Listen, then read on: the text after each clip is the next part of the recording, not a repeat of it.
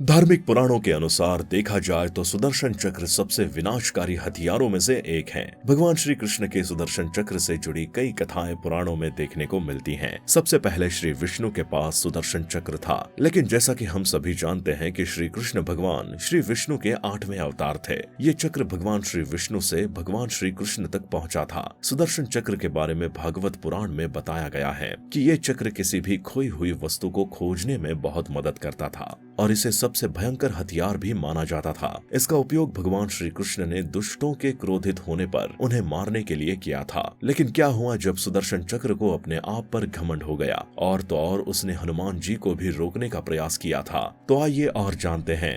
दोस्तों, एक दिन भगवान श्री कृष्ण अपनी द्वारिका नगरी में रानी सत्यभामा के साथ सिंहासन पर बैठे थे और उनकी सेवा में गरुड़ और सुदर्शन चक्र भी उनके पास बैठे थे। बात करते करते रानी सत्यभामा ने व्यंग्यात्मक लहजे में पूछा, हे प्रभु, आपने त्रेता युग में राम के रूप में अवतार लिया था। उस जमाने में सीता आपकी पत्नी थी, क्या वो मुझसे ज्यादा खूबसूरत थी? भगवान श्री कृष्ण रानी सत्यभामा के सवालों का जवाब देते उससे पहले ही गरुड़ ने कहा, भगवान, क्या दुनिया में कोई मुझसे तेज भी उड़ सकता है? साथ साथ सुदर्शन से भी नहीं रहा गया। और उन्होंने भी कहा कि भगवान, मैंने बड़े बड़े युद्धों में आपको विजय श्री दिलवाई है, क्या संसार में मुझसे भी शक्तिशाली कोई है? भगवान श्री कृष्ण समझ गए तीनों में बहुत घमंड आ गया है, लेकिन प्रभु की लीला तो अद्भुत है। तभी भगवान श्री कृष्ण अपने मन में मुस्कुराते हुए सोचने लगे कि कैसे इन तीनों के घमंड को तोड़ा जाए।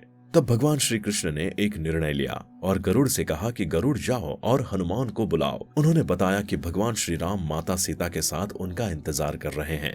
भगवान श्री कृष्ण की आज्ञा लेकर गरुड़ हनुमान जी को बुलाने के लिए उड़ गए। इधर भगवान श्री कृष्ण ने रानी सत्यभामा से कहा कि देवी, आप सीता के रूप में तैयार हो जाइए, और स्वयं श्री कृष्ण भगवान राम का रूप धारण कर लेते हैं। तब भगवान श्री कृष्ण ने भी सुदर्शन को आदेश दिया कि तुम महल के प्रवेश द्वार पर पहरा दोगे और इस बात का ध्यान रहे कि मेरी आज्ञा के बिना महल में कोई भी प्रवेश ना कर पाए। भगवान श्री कृष्ण की आज्ञा का पालन करते हुए महल के प्रवेश द्वार पर सुदर्शन चक्र को पहरा देने के लिए खड़ा कर दिया गया। इधर गरुड़ हनुमान जी के पास पहुंचे और कहा कि हे वानर श्रेष्ठ, प्रभु श्री राम माता सीता सहित आपसे मिलने द्वारिका आए हैं। आपको मुझे बुलाने की अनुमति है। आप मेरे साथ आइए, मैं शीघ्र ही आपको अपनी पीठ पर बिठाकर वहां ले जाऊंगा। हनुमान जी ने गरुड़ से कहा कि आप जाइए, मैं आता हूँ। गरुड़ ने मन ही मन में सोचा कि हनुमान जी तो बूढ़े हो गए हैं, वे शीघ्र कैसे पहुँचेंगे। जिसके बाद हनुमान जी के कहने पर गरुड़ द्वारका के लिए उड़ गए। लेकिन महल में प्रवेश करते ही गरुड़ हैरान हो जाते हैं और देखते हैं कि हनुमान जी तो उनके सामने बैठे हैं।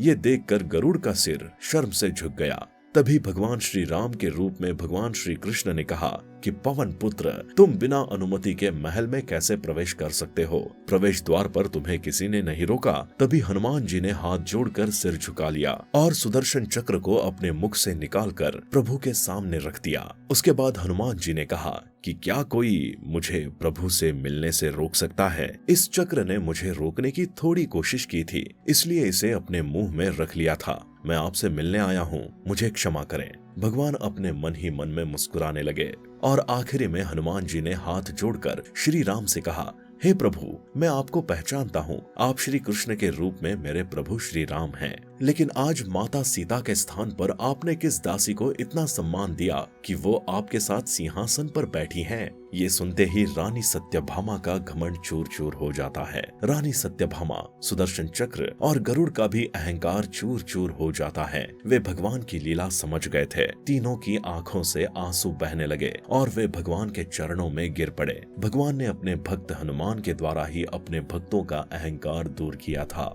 तो दोस्तों, अगर आपको पहले से ये जानकारी पता थी तो हमें कमेंट बॉक्स में कमेंट करके जरूर बताएं। साथ ही अगर आपको ये वीडियो अच्छी लगी हो तो वीडियो को लाइक करें और अपने दोस्तों के साथ शेयर जरूर